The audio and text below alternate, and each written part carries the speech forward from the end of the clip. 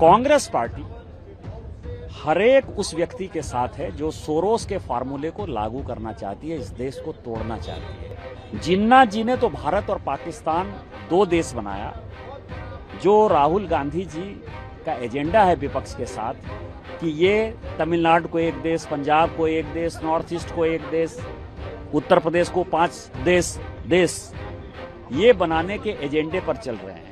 गृह मंत्री अमित शाह जी ने कहा कि लोग कार्य लापता हो गए, गायब हो गए। मैं तो रोज सदन आ रहा हूँ, रोज सदन भी आ रहे हैं। जिनको भी बात करना है हम चर्चा के लिए तैयार हैं, सभी विषय पर जवाब देने के लिए तैयार हैं। वो रोज आ भी रहे हैं और आज उन्होंने स्पीकर को खुलेआम पत्र भी लिखा कि जिस वक्त चाहिए, सुबह शाम दोपहर रात, जब भी मौका मिले विपक्ष को, जब भी वो चर्चा करना चाहता है, हम चर्चा के लिए तैयार हैं। लेकिन मैंने पहले भी कहा, फिर मैं रिपीट कर दे रहा हूं, कांग्रेस पार्टी हर एक उस व्यक्ति के साथ है जो सोरोस के फार्मूले को लागू करना चाहती है, इस देश को तोड़ना चाहती है। प्रत्येक उस सिस्टम के ये पक्षधर है जो कि देश को टुकड़े टुकड़े करना चाहती है। जिन्ना जी ने तो भारत और पाकिस्तान दो देश बनाया।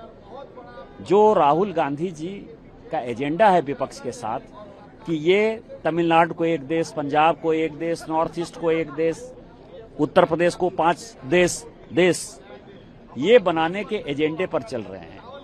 और वो एजेंडा का जो पूरा पर्दाफाश है माननीय गृह मंत्री जी पार्लियामेंट के अंदर कर देंगे।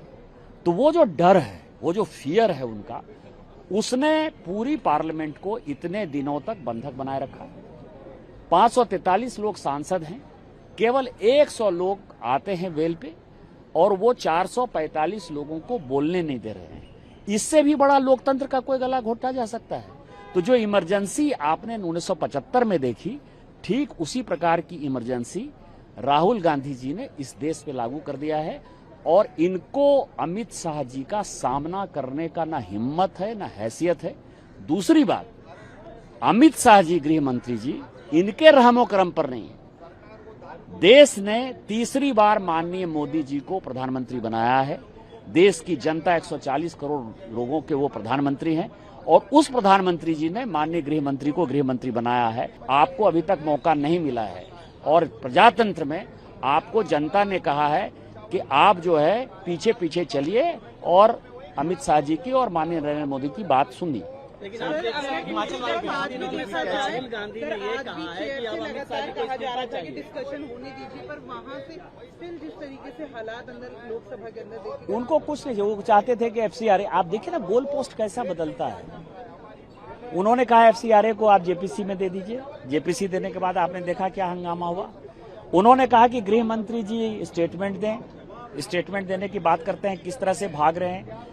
हमने कहा चर्चा करना चाहिए। आप देखिए ये अमीर के आदमी हैं। आप ये समझिए कि टाटा बिरला, एक जमाने में जब सदन में बहस होती थी तो टाटा बिरला और बिजनेसमैन का जो है ये सरकार हुआ करता था।